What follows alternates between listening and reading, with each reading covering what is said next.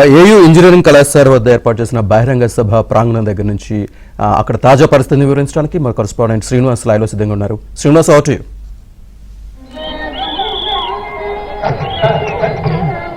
శ్రీనివాస్, ఇప్పుడు మనం విశాఖపట్నంలోని ఆంధ్ర విశ్వ కళా పరిషత్ ఇంజనీరింగ్ కళాశాల క్రీడా మైదానంలో ఉన్నాం. ఇక్కడ నరేంద్ర మోదీ బహిరంగ సభ కాసేపట్లో ప్రారంభం కాబోతుంది. ఇందుకు సంబంధించి ఎన్డీఏ ప్రభుత్వం విస్తృతమైనటువంటి ఏర్పాట్లు చేసింది. అటు శ్రీకాకుళం, విజయనగరం, పార్వతీపురం, మన్యం, విశాఖపట్నం, అదేవిధంగా అనకాపల్లి, ఈ జిల్లాలన్నింటినీ నుంచి కూడా భారీగా జనసేన, టీడీపీ, బీజేపీ నుంచి వేలాదిగా ఇక్కడ ప్రజలందరూ కూడా ఈ కళాశాల దగ్గరకు చేరుకుంటున్నారు.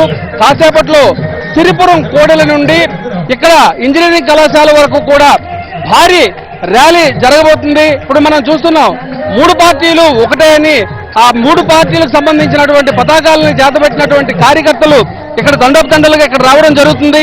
అయితే విశాఖపట్నం అంతా కూడా కేంద్ర రాష్ట్ర ప్రభుత్వాల భద్రతా వలయంలోనికి పూర్తిగా వెళ్లడం జరిగింది. ప్రధానమంత్రి ఇప్పుడు ఎన్డీఏ ప్రభుత్వం హయాంలో తొలిసారిగా ప్రధానమంత్రి బాధ్యతలు చేపట్టిన తర్వాత విశాఖపట్నం వస్తున్నటువంటి దశలో తెలుగుదేశం, బీజేపీ, జనసేన ఈ మూడు పార్టీలు కూడా సమన్వయంతో ఈ యొక్క వేదికను చాలా ప్రెస్టేజ్ ఇష్యూగా తీసుకున్నాయి. ఈ యొక్క ప్రధాని మోదీ పర్యటన కేవలం ఒక పర్యటన మాత్రమే కాకుండా చరిత్రలో ఒక కీలక భూమికగా నిలిచిపోయే విధంగా ఈ కార్యక్రమాన్ని రూపకల్పన చేయడం జరిగింది. రాష్ట్రంలోని 2,80,000 కోట్ల రూపాయలతో బహుళార్థకమైనటువంటి పలు ప్రాజెక్టులకు ప్రధాని నరేంద్ర మోదీ చేతుల మీదుగా శంకుస్థాపన చేయడానికి చంద్రబాబు నాయుడు, పవన్ కళ్యాణ్ చేసినటువంటి కృషి సఫలీకృతమైందనే చెప్పుకోవచ్చు.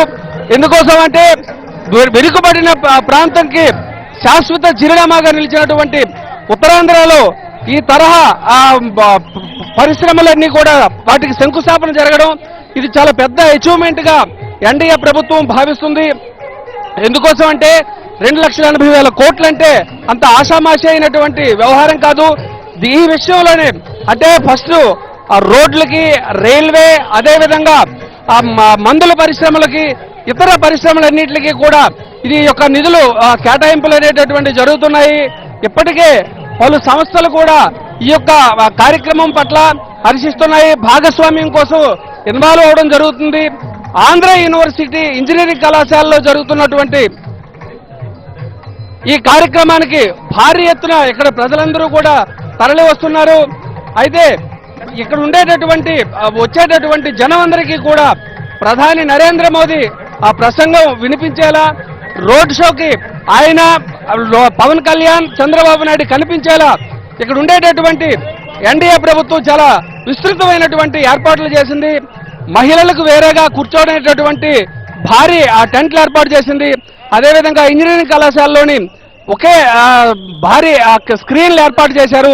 ఒక వేదిక పైన కేవలం ప్రధానమంత్రి నరేంద్ర మోదీతో పాటు మరో 12 మంది ఆసీనులు అవడానికి వీలు కల్పించేటటువంటి ఏర్పాటు చేశారు. ప్రధాని నరేంద్ర మోదీ తాలూకా ప్రసంగాన్ని కేంద్ర పౌర విమానయాన శాఖ మంత్రి రామ్మోహన్ నాయుడు తర్జుమా చేయబోతున్నారు. ఈ యొక్క కార్యక్రమానికి చాలా ప్రాధాన్యత ఉంది. వెనుకబడినటువంటి ఉత్తరాంధ్రకు అభివృద్ధికి ఇది ఒక కీలక భూమికగా, మైలురాయిగా నిలిచేలా ఎన్డీఏ కూటమి ప్రభుత్వం చాలా ప్రతిష్టాత్మకమైనటువంటి నిర్ణయం తీసుకొని ఇక్కడ ఈ కార్యక్రమాన్ని రూపకల్పన చేసింది.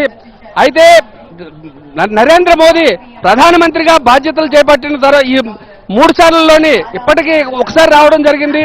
వాస్తవానికైతే గత నవంబర్లో ఈ పర్యటన ఉండవలసింది. అప్పుడు తుఫాన్ల కారణంగా ఆ పర్యటన ఇప్పటికి వాయిదా వేశారు. ఇదంతా కూడా ఇంజనీరింగ్ కళాశాల మైదాన ప్రాంతం అంతా కూడా అప్పుడే సంక్రాంతి వచ్చిందనే విధంగా ఉంది. గ్రామాల నుంచి మొత్తం తండోపతండాలుగా ప్రజలు ఇక్కడికి చేరుకోవడం జరిగింది.